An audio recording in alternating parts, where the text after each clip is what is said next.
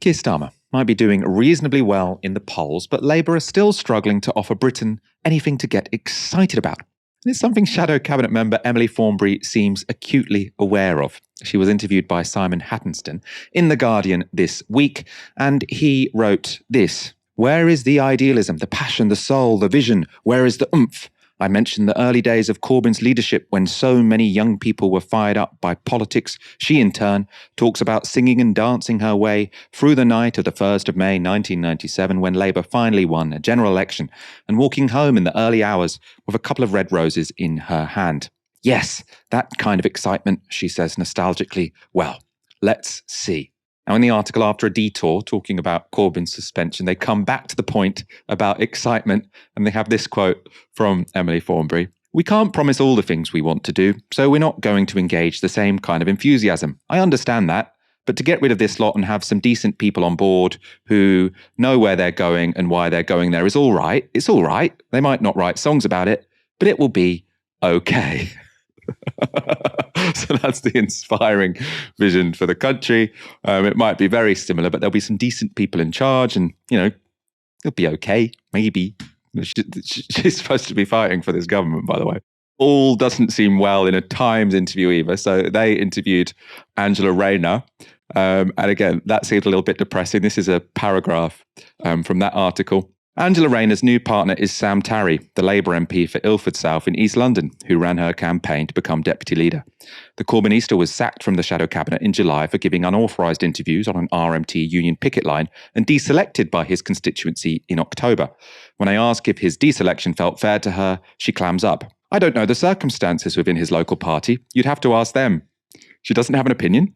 I don't know what the circumstances are. Surely you've asked your partner." I wouldn't possibly know. I can't possibly say anything at all about my partner being deselected. I have no knowledge. Whenever he comes home at the end of the day and talks about it, I put my fingers in my ear and say, I have to be loyal to Keir Starmer, which means I don't want to know the corruption that's going on in the party for which I am deputy leader. They're 20 points ahead of the polls. They're odds on to become the next government. Seems kind of sad. It seems like they need some mindfulness in there, or at least a little bit, some uppers. I don't know. It seems kind of depressing.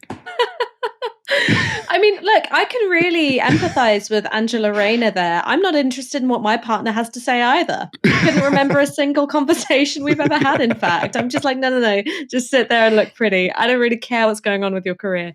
I mean, the Emily Thornberry thing, I find really quite revealing if you take both of the quotes at once. So the first quote, which is when Simon Hattenston is asking about the youth excitement, which really wasn't about Jeremy Corbyn, the personality. It was about the hope that he offered them for a better kind of politics, one where you're not going to be immiserated by debt your whole life, one where homeless people don't die in the street, one where you don't wage illegal wars which destabilize a whole region and kill millions of civilians. That was what people were excited by. And the response is, well, I remember excitement. It was when Labour last won an election. And there's such an emptiness to that, like such a vacuity. It's like, oh, I remember being elated and dancing the night away and walking home with roses in my hands. Okay, but what happened next? Because if you look back at that New Labour era, you had 3 back-to-back election victories, a landslide.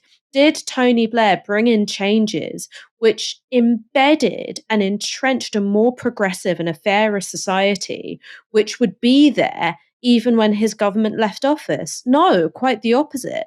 Thatcher's reforms were deepened through his tenure in office. We had a more financialized economy. You didn't see council housing restored to its pre-Thatcher levels. You had those public-private partnerships. You didn't have anti-union legislation being rolled back on. And then on top of that, of course, you had disastrous and bloody interventions in the Middle East, which not only led to the rise of ISIS, the endangering of British citizens back home as well. You also had trust decimated in politics because everyone knew that we were taken there on a lie. And so it's so telling to me that when asked a question about excitement, the answer is the moment of victory rather than, well, what did you do with power when you had it? What are you excited to do with power when you have it? What are you excited to do for other people?